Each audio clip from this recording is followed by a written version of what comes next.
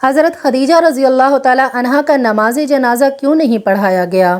رسول اللہ صلی اللہ علیہ وآلہ وسلم کو صبح اٹھتے ہی خبر مل گئی کہ ان کی محبوب بیوی حضرت خدیجہ انتقال کر گئی ہیں۔ سارے مکہ میں یہ خبر جنگل کی آگ کی طرح پھیل گئی، لیکن کوئی جنازے کے لیے نہیں آیا کیونکہ اس وقت جنازہ بسم اللہ الرحمن الرحیم۔ آپ کا نام خدیجہ تھا۔ سلسلہ نسب کچھ اس طرح سے ہے: خدیجہ بنت خویلد بن اسد بن عبد العزیٰ بن قصا بن کلاب۔ آپ رضی اللہ تعالی عنہا کا نسب چوتھی پشت میں آپ صلی اللہ علیہ وآلہ وسلم کے ساتھ مل جاتا ہے۔ آپ کا تعلق قبیلہ قریش کی شاخ بنو اسد سے تھا۔ بنو اسد اپنی شرافت، ایمانداری اور کاروباری معاملات کی وجہ سے لوگوں کی نگاہ میں قابل عزت و احترام تھا۔ آپ رضی اللہ تعالی عنہا بچپن ہی سے نہایت نیک تھیں اور مزاجاً شریف الطبع خاتون تھیں۔ مکارم اخلاق کا پیکر جمیل تھیں۔ رحم دلی، غریب پروری اور سخاوت آپ کی امتیازی خصوصیات تھیں، یہاں تک کہ زمانہ جاہلیت میں آپ طاہرہ یعنی پاک دامن کے لقب سے مشہور تھیں۔ مالدار گھرانے میں پرورش پانے کی وجہ سے دولت و شہرت بھی خوب تھا۔ علاوہ ازیں حسن صورت اور حسن سیرت میں بھی اپنی ہم عصر خواتین میں ممتاز تھیں۔ پہلی شادی ابو ہالہ ہند بن نباش تمیمی سے ہوئی۔ ابو ہالہ کے انتقال کے بعد دوسری شادی عتیق بن عائد مخزمی سے ہوئی۔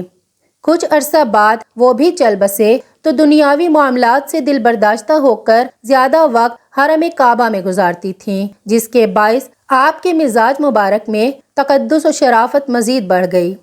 قریش کے نامور سرداروں نے آپ رضی اللہ تعالی عنہا کو پیغام نکاح بھجوایا، لیکن سیدہ خدیجہ رضی اللہ تعالی عنہا نے سب کو یکسر انکار کر دیا۔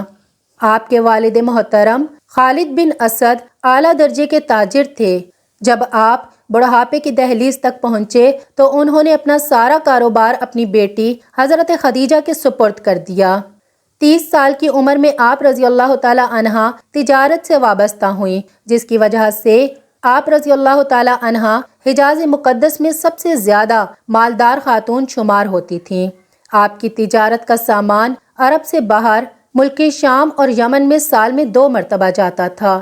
بعض محدثین نے لکھا ہے کہ اکیلا حضرت خدیجہ کا سامان تجارت مکہ کے سارے تجارتی قافلوں کے سامان کے برابر ہوتا تھا۔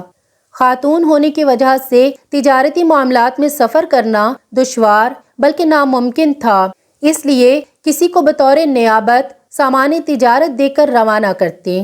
آپ کی تجارتی نمائندوں کی 2 صورتیں تھیں: یا وہ ملازم ہوتے اور ان کی اجرت یا تنخواہ مقرر ہوتی جو انہیں دی جاتی، نفع و نقصان سے انہیں کوئی سروکار نہ ہوتا، یا نفع میں ان کا کوئی حصہ نہیں ہوتا تھا، یا چوتھائی وغیرہ مقرر کر دیا جاتا۔ اگر نفع ہوتا تو وہ اپنا حصہ لے لیتے، جبکہ نقصان کی صورت میں ساری ذمہ داری حضرت سیدہ خدیجہ الکبریٰ رضی اللہ تعالی عنہا پر ہوتی۔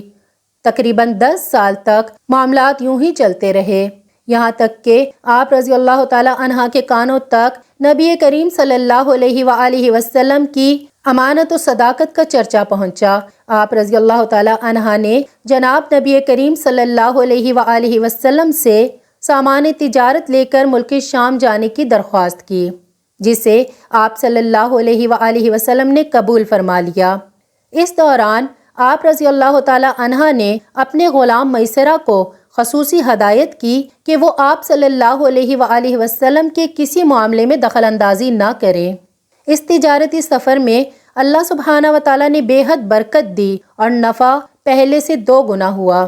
چنانچہ میسرہ حضور صلی اللہ علیہ وآلہ وسلم کے حسن اخلاق اور معصومانہ سیرت کا تجربہ اور معاملہ فہمی کا مشاہدہ کر چکا تھا، اس لیے انہوں نے واپس آ کر اس کا اظہار کرتے ہوئے ام المومنین سیدہ خدیجہ رضی اللہ تعالی عنہا کو سب کچھ بتلایا۔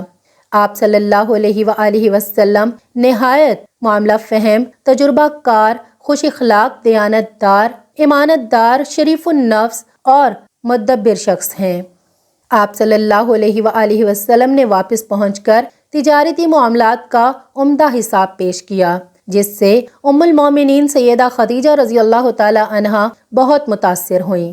ام المومنین سیدہ خدیجہ رضی اللہ تعالی عنہا کی طرف سے رسول صلی اللہ علیہ وآلہ وسلم کی خدمت میں یعلا بن امیہ کی بہن نفیسہ بنت امیہ پیغام نکاح لے کر گئیں۔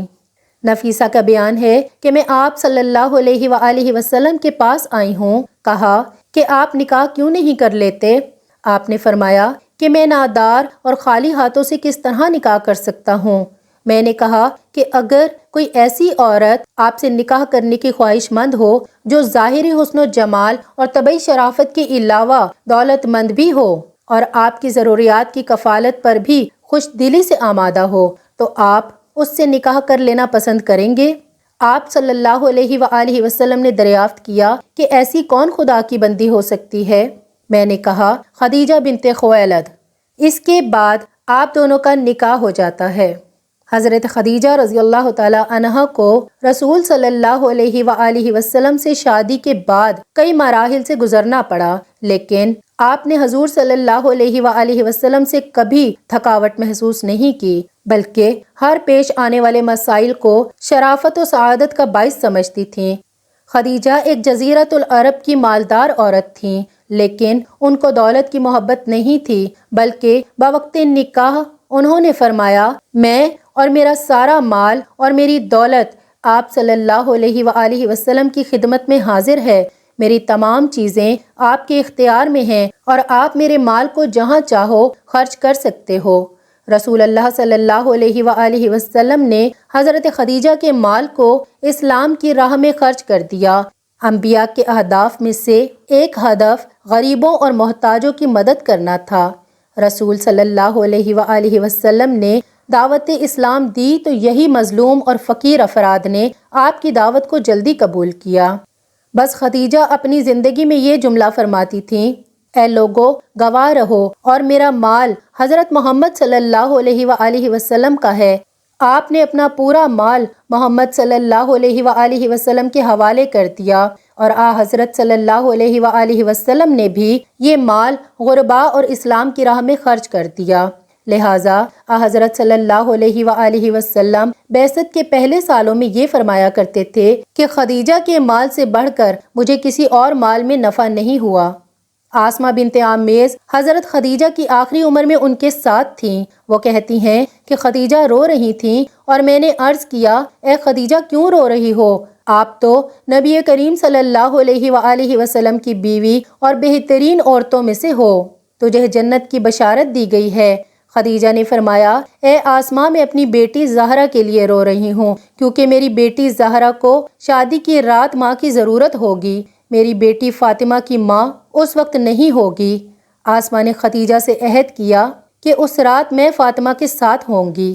امام جعفر صادق نے فرمایا کہ رسول خدا صلی اللہ علیہ وآلہ وسلم حضرت خدیجہ کو دفن کرنے کے بعد گھر تشریف لے آئے۔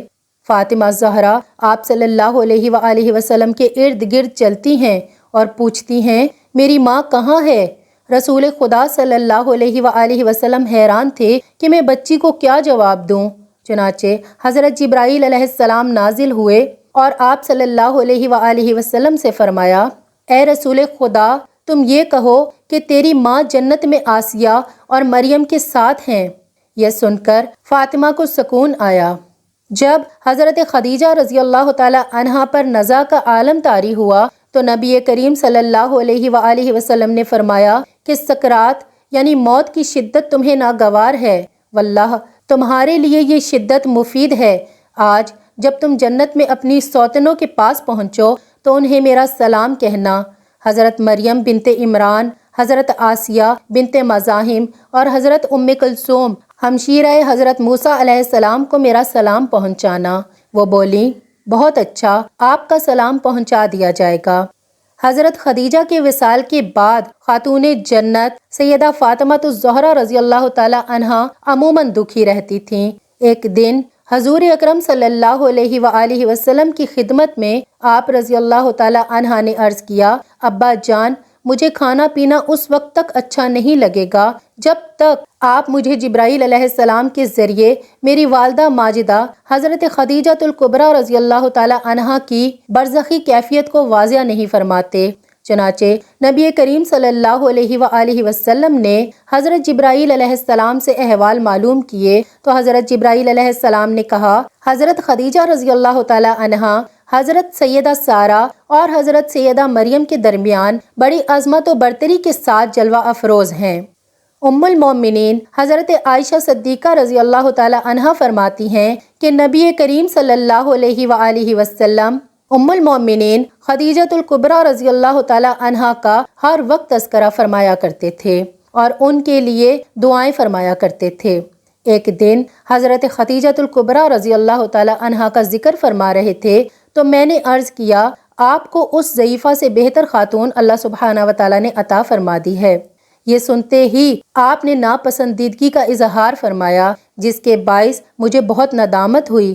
میں نے معافی طلب کی اور عرض کیا، آپ اپنی ناراضگی دور فرمائیے، آئندہ کبھی ذکر خیر کے سوا آپ کی خدمت میں کوئی اور بات نہیں کروں گی۔ آپ صلی اللہ علیہ وآلہ وسلم نے میری معذرت پر ارشاد فرماتے ہوئے کہا کہ وہ تو اس وقت ایمان سے سرفراز ہوئی جب کفار مکہ مجھے تکلیفیں دے رہے تھے۔ انہوں نے مجھے نازک ترین لمحات میں اپنایا جبکہ مشرکین میری جان کے در پر تھے۔ انہوں نے میرے ایسے زمانے میں تصدیق کی جبکہ اہل مکہ میری تکذیب کر رہے تھے۔ آپ حضرت خدیجہ رضی اللہ تعالی عنہا کے لیے دعائیں فرماتے ہوئے کبھی نہ تھکتے۔ امہات المومنین میں آپ بلحاظ فضل و شرف ممتاز ہیں۔ چنانچہ شب معراج آپ صلی اللہ علیہ وآلہ وسلم جنت کی سیر فرما رہے تھے تو اس میں ایک عظیم محل دیکھا جو حد نظر تک وسیع و کشادہ ہے۔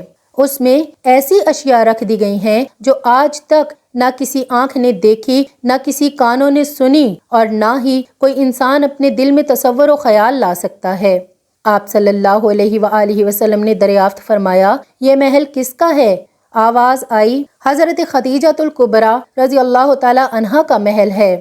آپ نے فرمایا، میں انہیں ہدیہ پیش کرتا ہوں کہ اللہ سبحانہ و تعالی نے انہیں دنیا کے بدلے جنت میں محل عطا فرمایا۔ حضور سید عالم صلی اللہ علیہ وآلہ وسلم نے فرمایا، جنت میں عورتوں سے افضل ترین عورتیں حضرت خدیجۃ الکبریٰ رضی اللہ تعالی عنہا، حضرت سیدہ فاطمہ الزہرا رضی اللہ تعالی عنہا، حضرت مریم بنت عمران رضی اللہ تعالی عنہا اور حضرت آسیہ بنت مزاحم رضی اللہ تعالی عنہا ہیں۔ حضرت خدیجہ رضی اللہ تعالی عنہا نے ہجرت سے 3 سال قبل مکہ مکرمہ میں وصال فرمایا۔ جنت معلیٰ مقام جہون میں آپ کا مزار مبارک ہے۔ آپ نے 65 سال عمر پائی۔ آپ کی قبر شریف میں حضور سید عالم صلی اللہ علیہ وآلہ وسلم اترے۔ اس وقت تک نماز جنازہ فرض نہیں ہوئی تھی۔ حضرت خدیجہ رضی اللہ تعالی عنہا کا انتقال رمضان المبارک کے مہینے میں ہوا تھا، لیکن آپ کا نماز جنازہ نہیں پڑھایا گیا تھا، اور نماز جنازہ نہ پڑھنے کی وجہ یہ تھی کہ اس وقت کوئی بھی نماز فرض نہیں ہوئی تھی اور نہ ہی اللہ سبحانہ و تعالیٰ کی طرف سے نماز جنازہ پڑھانے کے حوالے سے کوئی احکامات آئے تھے۔ اور جب آپ کا انتقال ہوا تو اس وقت 11 رمضان المبارک تھا اور رمضان کا مہینہ ہونے کے باوجود کوئی فرد بھی روزے سے نہ تھا، اور اس کی وجہ بھی یہی تھی کہ اس وقت روزے فرض نہیں کیے گئے تھے، اور نبی کریم صلی اللہ علیہ وآلہ وسلم ان کی قبر میں اترے اور اپنے ہاتھوں سے اپنی زوجہ محترمہ کو قبر میں اتارا۔